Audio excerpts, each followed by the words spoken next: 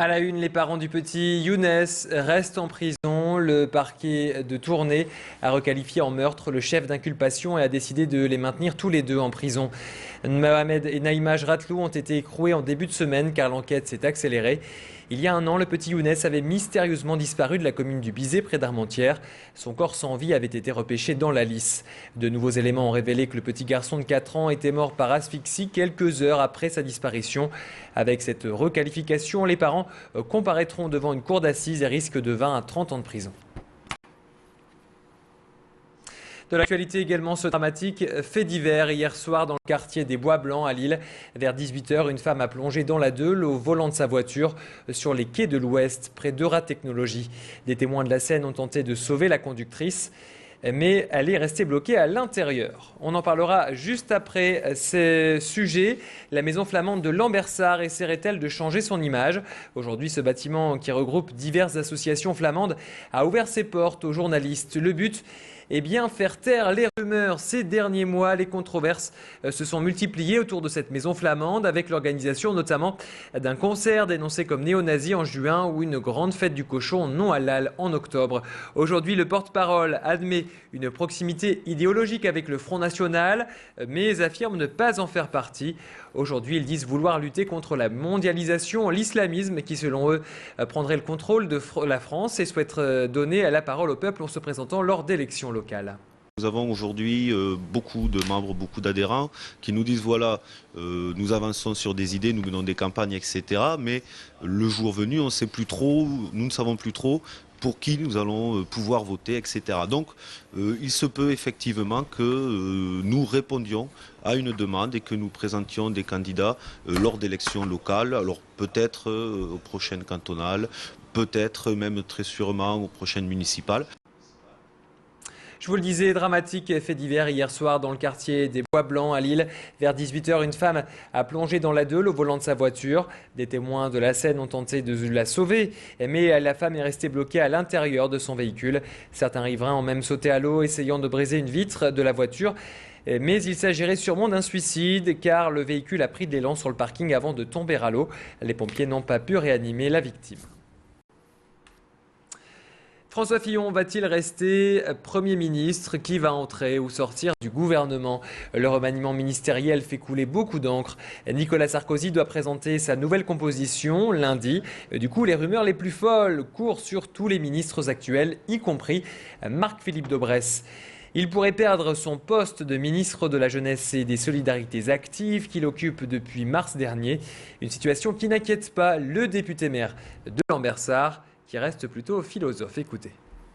Vous êtes ministre, vous êtes serviteur, donc vous acceptez cette idée. J'ai déjà été dans un gouvernement, je suis déjà sorti d'un gouvernement. C'est un contrat à durée déterminée, il faut voir ce que veut faire le président de la République et il faut qu'il fasse des équilibres politiques et qu'il trouve des compétences sur certains sujets. Bon, à lui de nous dire ce qu'il veut faire. L'UMP Nord, pour moi, je pense, a besoin d'apaisement, elle a besoin d'esprit d'équipe et elle a besoin de se décentraliser un peu plus parce que c'est un grand département.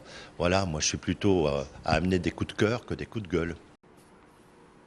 Des propos recueillis par Tanguy Lécluse et Marc-Philippe Daubresse se présente également à la présidence de la Fédération Nord de l'UMP. Face à lui, 3 autres candidats. Le député maire de Falampin, Thierry Lazaro, l'élu roubaisien Max-André Pic et le valenciennois Sylvain Damiani. Les militants devront les départager le 20 novembre prochain. L'ONU lance un appel d'urgence pour lutter contre le choléra en Haïti. 800 personnes sont déjà mortes de cette maladie et les Nations Unies prévoient que 200 000 autres contractent le choléra. 10 mois après le tremblement de terre qui a dévasté le pays, la situation reste très problématique et certaines familles de la métropole sont toujours dans l'angoisse. C'est le cas des Fouquet. Ces Roubaisiens devaient adopter le petit Olfried juste avant le séisme. Aujourd'hui, la famille espère passer Noël avec le petit garçon de 3 ans après avoir régler des problèmes administratifs. Les Fouquet se sentent abandonnés par le gouvernement français. Aujourd'hui, 350 enfants en attente d'adoption sont toujours bloqués en Haïti. On écoute Claire, la mère de famille, au micro de notre reporter Tanguy Lécluse. Voilà, là c'est Olfried. Olfried, c'est une photo qui a été prise il y a 2 mois. C'est un petit garçon qui a maintenant 3 ans et 4 mois. Il est du mois de juillet. C'est un petit garçon très souriant. C'est vrai que c'est étonnant. Souvent à la crèche, les enfants sont assez fermés. Lui, on a de la chance, il a toujours le sourire sur les photos. Quand on l'a au téléphone, c'est un petit garçon de 3 ans et demi qui parle déjà très bien. Et c'est un grand plaisir. Et puis il est plus beau. Et on termine ce flash avec ces questions. Votre logement est-il bien isolé? Gaspillez-vous votre chauffage? Si vous habitez Lille, vous devriez obtenir les réponses à ces questions importantes en cette période de froid au salon Construire au naturel. La mairie y présente une cartographie aérienne de toute la ville. En janvier dernier, un hélicoptère a pris près de 2000 clichés de tous les bâtiments publics et privés et a mesuré les déperditions thermiques grâce à une caméra infrarouge. Des résultats exposés, vous le voyez, à même le sol sur une carte visible par tous les Lillois. Alors, comment s'y retrouver sur cette cartographie? On écoute ces explications recueillies par Élodie Bernachon. Dans un premier temps, c'est de sensibiliser le grand public, les habitants de l'île d'Amélème, pour déjà une première approche de connaître à partir de la toiture, est-ce qu'il y a des pertes de chaleur, tout en sachant que la toiture, c'est à peu près, ça correspond à 30% des pertes de chaleur dans une maison. À partir de cette carte, on peut aller un peu plus loin avec la personne, l'accompagner et donc lui proposer des aides à la rénovation. Il y en a de plusieurs ordres. Pour ce qui concerne essentiellement l'aspect toiture, donc l'isolation, le chauffage, donc il y a des aides qui représentent à minima 25% du montant des travaux d'isolation, de chauffage.